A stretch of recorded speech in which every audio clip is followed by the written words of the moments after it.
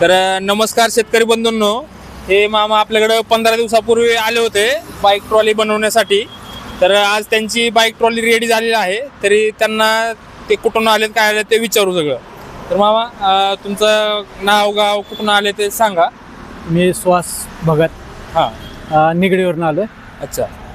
तर तुम्ही हे जे बाईक ट्रॉली आहे ते कशासाठी यूज करणार आहात? ते फळ विक्रीसाठी. फळ विक्रीसाठी.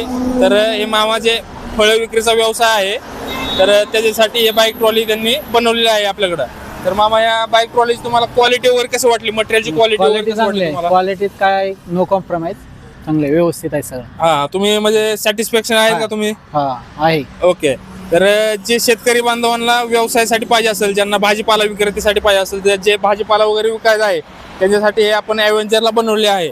तर हे आपण जे आहे ते दोन्ही साईडला फोल्डिंग वगैरे बनवलं आहे. वरती फोल्डिंग आहे, खाली फोल्डिंग आहे.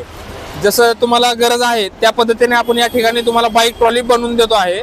तर असं तुम्हाला वरतून छत पाहिजे असेल किंवा समोरून काच पाहिजे असेल, फोल्डिंग पाहिजे असेल, अशा पद्धतीने आपल्याला तुम्हाला बनवून देतोय.